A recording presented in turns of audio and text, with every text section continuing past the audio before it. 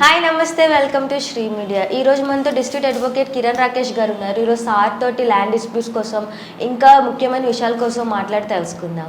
Sir నమస్తే. Sir ఇప్పుడు ఇల్లు లేదా స్థలం కొనేటప్పుడు తీసుకోవాల్సిన ముఖ్యమైన డాక్యుమెంట్స్ ఏమిటి? ఇల్లు స్థలం కొనేటప్పుడు ముందు డాక్యుమెంట్స్ వెరిఫై చేసుకోవాలండి. ఇప్పుడు ఫర్ ఎగ్జాంపుల్ మీరు ఇప్పుడు రీసెంట్గా ట్రెండింగ్ అయ్యేది maximum flat system, apartment system. ముందుగా అపార్ట్మెంట్స్ కొనుక్కునేటట్టయితే దానికి ఏంటంటే ఆల్రెడీ బిల్డర్తో అగ్రిమెంట్ అవుతుంది, డెవలపింగ్ అగ్రిమెంట్ అవుతుంది ల్యాండ్ ఓనర్తో. సో ఓనర్ దగ్గర లింక్ డాక్యుమెంట్స్ అనేవి ఉంటాయి, అది బిల్డర్ దగ్గర ఉంటాయి.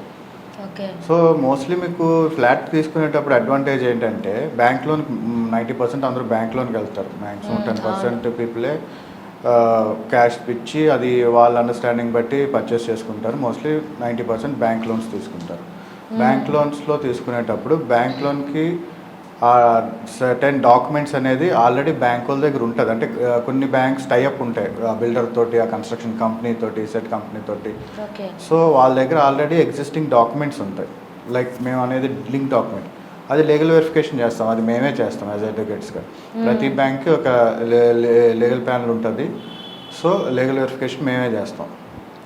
ఆ లీగల్ వెరిఫికేషన్ చేసుకొని మొత్తం లింక్ డాక్యుమెంట్స్ అన్నీ ఉంటాయి. అది అంటే ల్యాండ్ ఎప్పుడైతే ఆ పర్టికులర్ ఓనర్కి అసైన్ అయింది, ఒక పర్సన్కి అసైన్ అయిన ల్యాండ్ నుంచి ఎంతమందికి ట్రాన్స్ఫర్ చేశారు, ఎన్ని ట్రాన్స్ఫర్లు అయినాయి, ఎన్ని రిజిస్ట్రేషన్లు అయినాయి, ఎంతమందికి గిఫ్ట్ ఇచ్చారు, ఎంతమందికి జీపీఏ చేశారు, ఆ లిస్ట్ అంతా ఉంటుంది. ఆ లిస్ట్ ఆఫ్ డాక్యుమెంట్స్ అన్నీ ఒరిజినల్స్ ఉండాలి. ఆ ఒరిజినల్స్ ఒకటే సెట్ ఉంటుంది, మిగతా అన్ని జెరాక్స్ వాళ్ళు డిస్ట్రిబ్యూట్ చేసుకుంటారు. అవన్నీ లీగల్గా మేము వెరిఫై చేస్తాం. మేము చేసి లీగల్ ఒపీనియన్ ఇచ్చిన తర్వాత బ్యాంక్ లోన్ శాంక్షన్ అవుతుంది. సో బ్యాంక్ లోన్ శాంక్షన్ అయిన తర్వాత మనకి డిస్ప్యూట్ ఏమి ఉండదు. మోస్ట్ ఆఫ్ ద టైం ఫ్లాట్స్కి అయితే అంత డిస్ప్యూట్ రాదు. ఓకే, ఎందుకంటే బ్యాంక్స్ ఇన్వాల్వ్ అయి ఉంటాయి కాబట్టి. అండ్ ప్రైవేట్ లైక్ ప్లాట్స్ కానీ ప్రైవేట్ ల్యాండ్ కానీ తీసుకునేటప్పుడు మాత్రం పర్టికులర్గా ఉండాలండి, చాలా పర్టికులర్గా. ఎందుకంటే ఇప్పుడు ఉన్న పరిస్థితులకి అప్పుడున్న పరిస్థితులకి 10 years బ్యాక్ ఉన్న సిచ్యువేషన్స్కి ఇప్పటికి చాలా డిఫరెన్స్ ఉంది. లైక్ ఎలా అంటే ఇప్పుడంటే అంత ఆన్లైన్ అయింది ల్యాండ్. ఇప్పుడు రీసెంట్గా ల్యాండ్ సర్వే కూడా అయింది, లేటెస్ట్ సర్వే అయింది, ప్రతి ల్యాండ్ ఓనర్షిప్ అప్డేట్ అయింది ఆన్లైన్లో. సో ఇప్పుడు పర్లేదు, మనకి ల్యాండ్ గురించి తెలుసుకోవడానికి ఆన్లైన్లో ఉంటుంది, డేటా అంతా ఉంటుంది, నో ఇష్యూస్. కానీ ఇప్పటికీ కొన్ని డిస్ప్యూట్స్ వస్తున్నాయి కొన్ని ప్లేసెస్లో. ఎందుకు అంటే అవి పూర్వకాలంలో తెలియక మల్టిపుల్ రిజిస్ట్రేషన్స్ చేస్తుంటారు.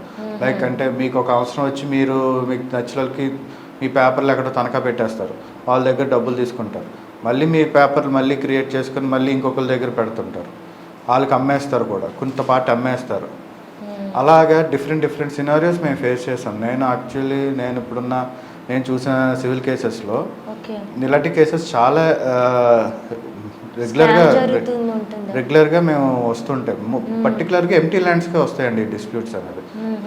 ఎంటీ ల్యాండ్స్ పర్చేస్ చేసుకున్నప్పుడు ఖచ్చితంగా నేను ఇచ్చే ఒపీనియన్ ఏంటంటే ఎంతమంది ఎన్ని ఎకర్స్ పెట్టుకున్నా అట్లీస్ట్ ఒక ప్లాట్ అన్న తీసుకున్నా ఖచ్చితంగా ఏ ల్యాండ్ కన్నా లీగల్ వెరిఫికేషన్ చేయించుకుంటే బెటర్. ఎవరన్నా ఒక అడ్వకేట్ దగ్గర లీగల్ ఒపీనియన్ తీసుకొని ఆ కన్సర్న్ డాక్యుమెంట్స్ అన్నీ అడ్వకేట్కి ఇచ్చి లీగల్ ఒపీనియన్ చూసుకున్న తర్వాత ఈసీ మేము చెక్ చేస్తాం. దాని ప్రొసీజర్ ఉంటుంది. అంటే రీసెంట్ ఈసీ తీసి అప్ టు 83 వరకు చూస్తాం, లేదంటే డిపెండ్స్ అనమాట. ల్యాండ్ సైకిల్ ఎక్కడి నుంచి ఉందో స్టార్ట్ అయిందో అక్కడి నుంచి మొత్తం ఈసీ వెరిఫై చేసి అది క్లియర్గా ఉందో, దాంట్లో ఏమైనా డిస్ప్యూట్స్ ఉన్నాయా ఏంటి అనేది మేము వెరిఫై చేసి ఇస్తాం. మేము అంటే ప్రైవేట్గా చేసుకోవచ్చు, లేదంటే బ్యాంక్ త్రూ వెళ్తే బ్యాంకర్స్ ఆల్రెడీ వాళ్ళ దగ్గర ఎస్టాబ్లిష్ అడ్వకేట్స్ ఉంటారు కాబట్టి లీగల్ ప్యానల్ ఉంటుంది, వాళ్ళు కూడా ఈసీ వెరిఫికేషన్ చేసుకుని లీగల్ ఒపీనియన్ ఇస్తారు.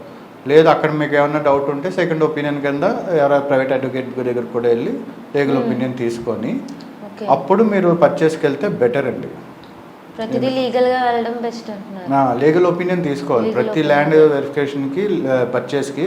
ఎందుకంటే చాలామంది ఇప్పుడు ఎక్కువ ఎంతమంది ఫేస్ అయ్యేది ఎవరంటే రియల్ ఎస్టేట్కి దీని మీద అవేర్నెస్ ఉంటుంది. సో వాళ్ళు చాలా జాగ్రత్తగా ఉంటారు, ఒకరు కాదు 2-3 లీగల్ ఒపీనియన్స్ తీసుకుంటారు వాళ్ళు.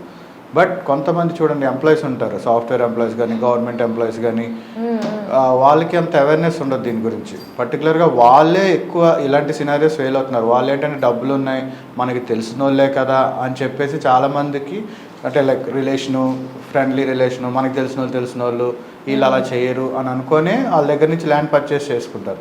తీరా చూస్తే ఆ ల్యాండ్ వేరే వాళ్ళకి ఆల్రెడీ అమ్మేసి ఉండడం, లేదంటే వేరే వాళ్ళకి ఆల్రెడీ జీపీఏ చేసి ఉండడం, లేదంటే వేరే వాళ్ళకి మార్టిగేజ్ చేసి ఉండడం, ఇవన్నిటిలోనే ఉన్నది. తర్వాత వీళ్ళకి ఏంటంటే ఇది డిస్ప్యూట్ అయిపోద్ది.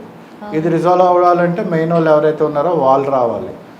సో వాళ్ళైతే వాళ్ళకి అమ్మేసి వాళ్ళు మేబీ బతికుండొచ్చు, చనిపోయి ఉండొచ్చు, తెలియదు కదా. చనిపోతే మళ్ళీ వాళ్ళు తదనంతరం వీళ్ళు వస్తారు. సో వాళ్ళు రేస్ వచ్చిన తర్వాత వాళ్ళ మనవలు వాళ్ళు యాక్సెప్ట్ చేయొచ్చు, చేయకపోవచ్చు. So lot of the lands dispute అయ్యేవి ఈ రీజన్స్ ఇవ్వండి. సో అందుకని ఏ ల్యాండ్ మీద మీరు ఇన్వెస్ట్ చేస్తున్నాం, particularly government employees and software employees, middle class people, వాళ్ళకి ఖచ్చితంగా లీగల్ ఒపీనియన్ అయితే తీసుకొని ఇన్వెస్ట్ చేసుకుంటే చాలా బెటర్ అండి. ఎందుకంటే ఫ్యూచర్లో డిస్ప్యూట్స్ రావు. అది ఈవెన్ లేఅవుట్స్లో కొనుక్కున్నా సరే లీగల్ ఒపీనియన్ తీసుకోవాలండి, ఎందుకంటే ఎంటీ ల్యాండ్.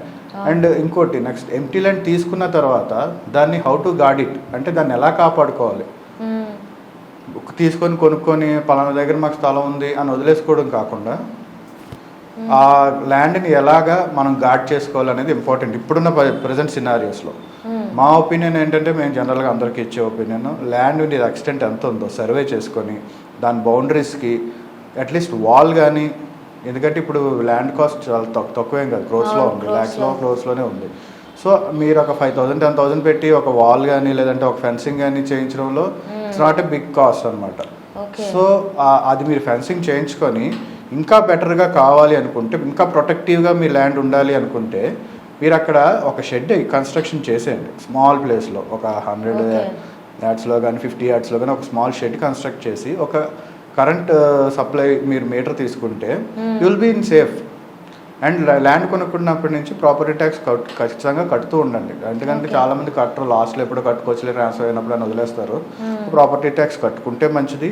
నెక్స్ట్ ఆ షెడ్ కన్స్ట్రక్షన్ చేసుకుని అక్కడ పొజిషన్లో ఏదో ఒక ఎస్టాబ్లిష్మెంట్ పెట్టుకుంటే అది తర్వాత మీకు ఫ్యూచర్గా లీగల్గా ఫైట్ చేయడానికి కానీ, ఎవరు ట్రెస్పాసింగ్ చేయకుండా ఉండడానికి కానీ ఉపయోగపడుతుంది. సో దాన్ని బట్టి మీ ల్యాండ్ సేఫ్ ఉంటుంది. ఎన్ని ఇయర్స్ అయినా సరే మీరు సేఫ్ అండ్ సెక్యూర్డ్గా ఉంటారు. కబ్జాలు ఏం జరగకుండా జరుగుతాయి. బలవంతంగా గ్రాప్ చేసుకునేది వేరు, బట్ ఆ పొజిషన్లో మీదే అనేది ప్రూఫ్ అనేది ఉంటుంది. మీకు అర్థమైందా?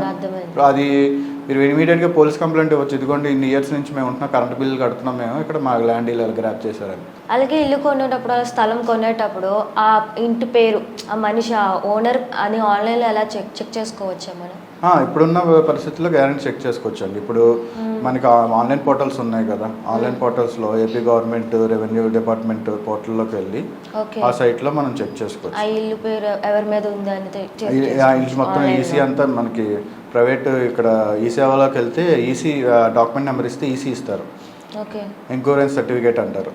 అది మనం తీసుకుంటే ఎవరి పేరు మీద ఉందో, ఎన్ని ట్రాన్స్ఫర్లు అయినాయో అన్నీ బేసిక్గా వచ్చేస్తుంది, బేసిక్ లిస్ట్ వస్తుంది. ఓకే, అది లిస్ట్ వచ్చిన తర్వాత ఇప్పుడు ప్రజెంట్ ఎవరు ఓనర్ ఉన్నారో ఆ ఓనర్ తెలుస్తుంది. ఆ ఓనర్ని అడిగితే ముందు ఎవరి దగ్గర కొనుక్కున్నారో వాళ్ళ పేరు కూడా ఇందులోనే ఉంటుంది.